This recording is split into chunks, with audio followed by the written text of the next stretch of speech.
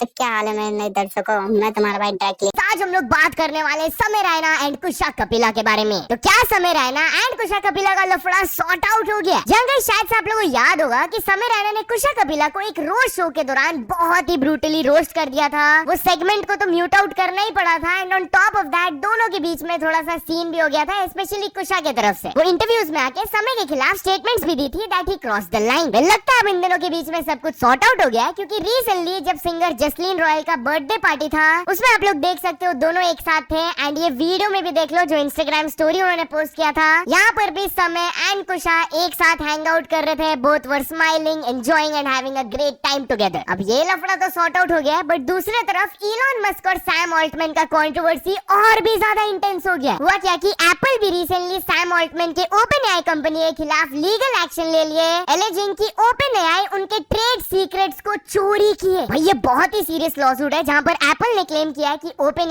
Hardware business में घुसने वाले हैं। वो उनके एम्प्लॉइज को तो पोच किया and on top of that उनके आईफोन्स का ट्रेड सीक्रेट भी चोरी किया। अब इलॉन को तो बस एक मौका चाहिए, उनका और सैम का बिल्कुल भी नहीं बनता है। कुछ टाइम पहले इलॉन एक ट्वीट भी किया था उनके खिलाफ, Scam Altman is super good at scamming. उसको रीशेयर करते हुए एप्पल न्यूज के बाद उन्होंने लिखा he takes scamming to a whole new level. इस पर रिस्पॉन्ड करते हुए सैम ऑल्टमैन भी लिखे, homeboy you are the one selling public market investors on short term space data centres. Basically saying कि इलॉन मस्क जो स्पेस डेटा सेंटर्स का बहुत बड़ा सपना देते हैं इन्वेस्टर्स को, वो बस मिसलीड कर रहे हैं सबको। तो इस पर इलॉन कहते हैं कि we start flying them next year. तुम आकर देख भी सकते हो अगर लीगली तुम्हें अप्रूव किया जाता है तो। एक ओपन सोर्स एआई चैरिटी तो तुमने चोरी किया and on top of that अब एप्पल का फोन टेक्नोलॉजी भी चोरी करना स्टार्ट कर दिया। वाह, what do you plan for an encore? That's tough to beat. अब ये लफड़ा देख के मिस्टर बीस्ट को तो बहुत मजा आ रहा है, क्योंकि वो इसके नीचे एक पॉपकॉर्न इमोजी के साथ रिप्लाई किए। एनीवेज अब हम लोग बात कर लेते हैं साइमन सेज के बारे में। तो साइमन सेज यूट्यूब से बिल्कुल भी खुश नहीं है। हुआ क्या कि रिसेंटली वो अपना न्यू वीडियो पोस्ट किया था जिसका टाइटल था Modi versus cockroaches, this Indian game is better than GTA 6। And guess what, YouTube ने उनके ये वीडियो को टेक डाउन कर दिया एंड उनके चैनल पर एक कम्युनिटी गाइडलाइन स्ट्राइक भी लगा दिया गया, क्लेमिंग कि वो अपने वीडियो में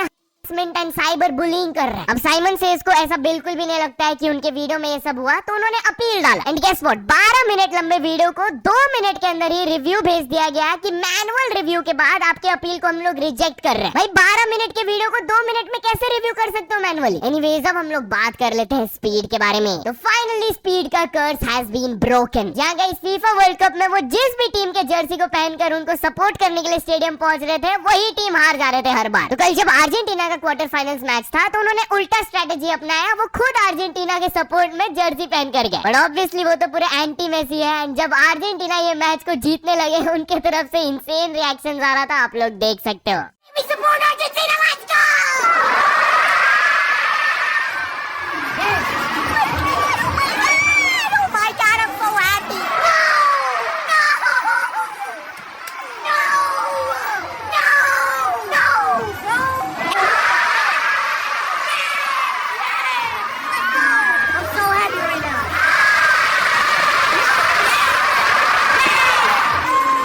यहाँ फीफा वर्ल्ड कप के सेमीफाइनलिस्ट भी लॉक हो गए। मैच 1 होने वाला है France versus Spain and second होगा इंग्लैंड वर्सेस अर्जेंटीना। आप किनको सपोर्ट कर रहे हो? कौन जीतेगा इस बार वर्ल्ड कप? मेरे को कमेंट्स में अपना ओपिनियन जरूर बताना। एनीवेज अब हम लोग बात कर लेते हैं आमिर खान के बारे में। तो आमिर खान के थर्ड मैरिज के खिलाफ बजरंग दल प्रोटेस्ट कर रहे हैं। यस, जैसे कि आप लोग देख सकते हो उनके खिलाफ पोस्टर्स वगैरह लाकर वो जला रहे थे एंड दे वर सेइंग कि it is an insult to Hindus. उनका रिसेंटली जो थर्ड मैरिज हुआ था गौरी स्प्रैट के साथ, उसी के खिलाफ वो स्लोगन्स रेज कर रहे थे जैसे कि आमिर खान भारत छोड़ो एंड उन्हें अक्यूज किया जा रहा था ऑफ प्रैक्टिसिंग लव जिहाद। एक मेंबर उनके खिलाफ स्टेटमेंट दिए, शादी करता है हिंदू बेटी से और पैदा करता है तैमूज, अफरोज, सलमान। कहाँ का नियम है भाई? आखिर उनको मुस्लिम समाज के बहू बेटी से प्यार क्यों नहीं हो रहा? एनीवेज अब हम लोग बात कर लेते हैं सीजेपी प्रोटेस्ट के बारे में। तो एक वुमेन सीजेपी के प्रोटेस्ट को ज्वाइन करके अभिजीत से एक बड़ा सवाल उठाए। उनका क्या पॉइंट था, कॉन्टेक्स्ट आपको समझ आ जाएगा, एक बार क्लिप देख लो। तो ऐसा लगता है कि ये सब करने से समथिंग विल हैपन और it will take time because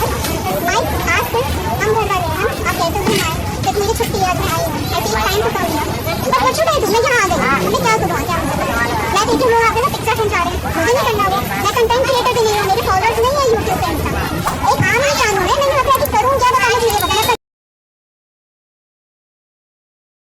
anyways अब हम लोग बात कर लेते हैं E20 पेट्रोल के बारे में। तो सौरभ जोशी भी E20 पेट्रोल के प्रॉब्लम्स को शेयर किए। यस, जब से ये पेट्रोल में इथेनॉल ब्लेंडिंग स्टार्ट हुआ है, ई पेट्रोल बाहर आया है, काफी सारे व्हीकल ओनर्स बाहर आकर कंप्लेन कर रहे हैं कि उनकी गाड़ियों के साथ दिक्कतें स्टार्ट हो गई है। सौरभ जोशी भी अपने लेटेस्ट ब्लॉग में प्रॉब्लम शेयर करते हुए क्या कहे आप लोग खुद सुन लो।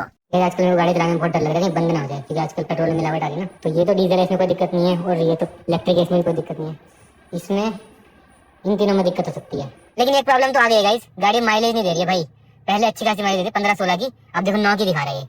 और मैंने कल ही पेट्रोल भरवाया था और इतना पेट्रोल कम भी हो गया कि तो भाई मतलब एक बार भरवाने में 800 चलती थी, और अब देखो 480 दिखा रहा है। माइलेज तो नहीं दे रही है भाई, कहीं और दिक्कत ना आ जाए बस। हैवी मर्सिडीज ना दिल्ली भेजनी पड़ेगी मुझे, दिक्कत आई तो। गाइस आजकल पेट्रोल भरवाने में तो डर लग रहा है ना मुझे कि कहीं गाड़ी खराब ना हो जाए, क्योंकि आजकल बहुत लोगों की खराब हो रही है मिलावट की वजह से। और ये अच्छा हुआ मैंने जी वैगन इलेक्ट्रिक ले ली, पेट्रोल नहीं। एनीवेज अब हम लोग बात कर लेते हैं हाई कोर्ट के शॉकिंग डिसीजन के बारे में। तो पटना हाई कोर्ट में केस के हियरिंग के दौरान जज की तरफ से स्टेटमेंट आया कि एक वुमेन के चेस्ट को प्रेस करने से या फिर उनके सलवार को रिमूव करना कोई अटेम्प्टेड नहीं होता, it's just outraging her modesty. जहाँ 2008 में ये इंसिडेंट हुआ था एंड कंप्लेनेंट के हिसाब से वुमेन अपने फादर के साथ एक फोटो स्टूडियो में गई थी पासपोर्ट साइज फोटो खिंचाने के लिए, लेकिन वहाँ पर एलिजेडली स्टूडियो ओनर उनके फादर को रूम से बाहर करके दरवाजा को लॉक कर दिया अंदर से, जिसके बाद एलिजेडली वो अपना कपड़ा उतारने लगे, वुमेन के चेस्ट रीजन में टच करने लगे एंड वो वुमेन के भी सलवार को रिमूव करने की कोशिश की विद द इंटेंशन टू। वो जोर जोर से चिल्लाने लगी तो फादर बाहर से दरवाजा तोड़ के जैसे तैसे घुसे अंदर एंड बचा लिए उनको। अक्यूज वहां से भाग गए थे। इसके बाद ये केस जब कोर्ट पहुंचा 2013 में फाइनली अक्यूज को कन्विक्ट किया गया था ऑफ अटेम्प्ट टू रेप। 3 साल का इम्प्रिजनमेंट भी उन्हें दिया गया था। बट नाउ ये केस जब पटना हाई कोर्ट में आया तो उनके अकॉर्डिंग ये लीगली प्रूवन अटेम्प्टेड नहीं था, क्योंकि पेनिट्रेशन का यहाँ पर कोई भी एविडेंस नहीं था एंड कोर्ट ने कहा कि जो स्टेप्स लिया गया था by the accused it was just intended to outrage her modesty. On top of that court ने ये भी कहा कि जो की इन्वेस्टिगेटिंग ऑफिसर थे उनको ठीक से एग्जामिन नहीं किया गया, कोई मेडिकल ऑफिसर नहीं थे एंड एक विटनेस तो हॉस्टाइल टर्न कर गए। एंड क्योंकि वो accused already 3.5 months judicial custody में थे तो उनसे सारे चार्जेस को अभी एक्विट कर दिया गया, कोई पनिशमेंट नहीं मिलेगा। एनीवेज अब हम लोग बात कर लेते हैं कैफे के कलेश के बारे में। तो कैफे की एम्प्लॉय ने कस्टमर को बोल दिया अभी तुम्हारी औकात दिखाती हूँ मैं। ये पूरा कॉन्टेक्स्ट आपको समझ आ जाएगा, उस पर्सन ने वीडियो पोस्ट किया, आप लोग देख सकते हो। तेरी औकात क्या है? तेरी औकात क्या है? औकात में तूने बोला औकात क्या? मेरे पास वीडियो पड़ा है, बोल दे। करूँगा है ना, किसने औकात की बात की वो दिख रहा है। इस लड़के को लगता है एक लड़के को कुछ भी बोल देगी और कोई इसका कुछ बिगाड़ नहीं पाएगा। तो गाइस ये स्टोरी ऐसी है कि मैं गया था स्विगी के थ्रू और वहाँ पर मैंने जाकर इतना बोला कि मेरी जो कॉफी है 2 कॉफी उसको पार्सल कर दो। उसने पहले मना किया। मैंने बोला कि जो भी पे होगा आपके पेपर कप का मैं पे कर दूंगा। तो बोलती नहीं हो पाएगा और इतनी जोर जोर से चिल्लाने लगी ना। मैंने बोला आप चिल्ला क्यों रहे हो, ये आपकी बात करने का तरीका है कोई? तो बोलती है कि रुक मैं तुझे तेरी औकात दिखाती हूँ। आप वीडियो में देख सकते हो, मैंने लेजिट इसका पूरा एक वीडियो बनाया 20 सेकंड का। आफ्टर पोस्टिंग दिस उन्होंने कहा था पार्ट 2 भी आएगा, उसका अपडेट देते हुए वो पिन कमेंट में लिखे पार्ट 2 में मैं दिखाऊंगा कि कैसे स्टोर मैनेजर ने मुझे पुलिस की धमकी दी है, वो जल्दी आएगा, प्लीज वेट। एनीवेज अब हम लोग बात कर लेते हैं वियतनाम बोट ट्रेजेडी के बारे में। तो 15 इंडियन टूरिस्ट अपना जान गंवा दिए एक वियतनाम बोट ट्रेजेडी में। बेसिकली 32 इंडियन टूरिस्ट एक वियतनाम के स्पीड बोट में ट्रैवल कर रहे थे जब अचानक से वो कैप्साइज कर गया, पलट गया, सब लोग पानी में गिर गए। रेस्क्यू ऑपरेशन कैरी आउट किया गया, 15 इंडियन टूरिस्ट सरवाइव नहीं कर पाए एंड बाकी 17 अभी करेंटली इंजर्ड है, जिनमें से 4 लोग क्रिटिकल कंडीशन में। बोट में मैक्सिमम लोग एक मोबाइल फोन डीलर्स ग्रुप से थे जो कि एक कंपनी स्पॉन्सर्ड ट्रिप में गए हुए थे एंड वहां पर उनके साथ ये ट्रेजेडी हो गया। वियतनाम के प्राइम मिनिस्टर ने एक इन्वेस्टिगेशन ऑर्डर कर दिया है एंड वो अथॉरिटीज को डायरेक्ट कर दिया है कि जो भी इसके पीछे रिस्पॉन्सिबल है उनको अकाउंटेबल होल्ड किया जाए, स्ट्रिक्ट एक्शन लिया जाएगा। तो चलिए अब हम लोग बात कर लेते हैं एक वुमेन के डिस्टर्बिंग इंसिडेंट के बारे में। तो एक वुमेन ज्वेलरी शॉप में जाकर जब पानी मांगती है शॉपकीपर से, उन्हें एक बोतल दिया जाता है एंड जैसे ही वो उसे पीती है शी रियलाइजेस कि भाई ये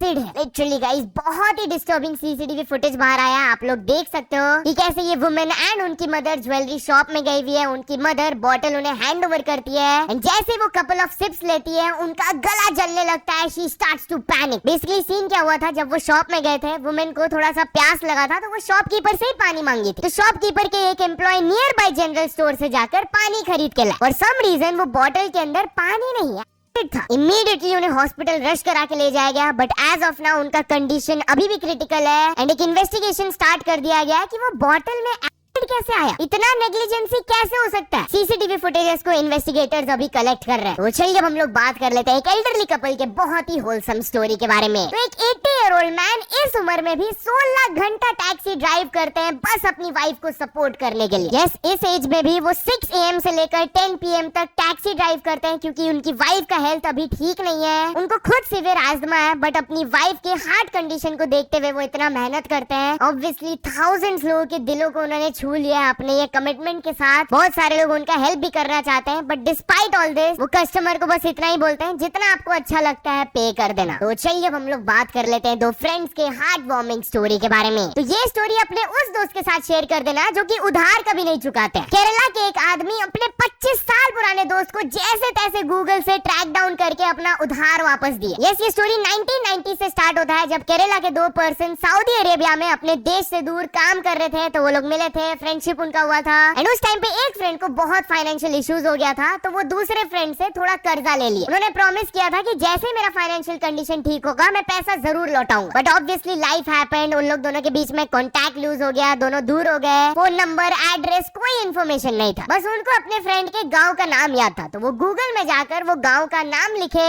and he tried his luck कि चलो गांव में जाकर पूछते हैं आसपास के लोग से, शायद से कुछ इन्फॉर्मेशन मिल जाए, मेरे को पैसा लौटाना है। गेस व्हाट, उन्हें इन्फॉर्मेशन मिल गया एंड फाइनली उन दोनों के बीच में रीयूनियन हुआ। वो सबसे पहले 25,000 रुपए देकर अपना लोन चुका है एंड दूसरे दोस्त बोले कि भाई मैं तो ये पैसे के बारे में भूल ही गया था। एनीवेज अब हम लोग बात कर लेते हैं फ्लिपकार्ट डिलीवरी एजेंट के वायरल वीडियो के बारे में। तो एक वुमेन का कंप्लीट ब्रेकडाउन हो गया जब मना करने के बाद भी फ्लिपकार्ट डिलीवरी एजेंट उनके घर के अंदर घुसकर बाथरूम यूज कर लिया उनका। यस, वो बिल्कुल भी कंफर्टेबल नहीं थी, वो मना की, स्टिल वो पर्सन घुस गए थे, जिसके बाद उन्होंने वीडियो बनाकर क्या कहा आप लोग सुन सकते हो।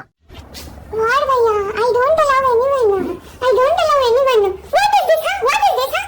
What are you thinking about me? No, what are you thinking about me? No, no, no. Wait, I need to face you.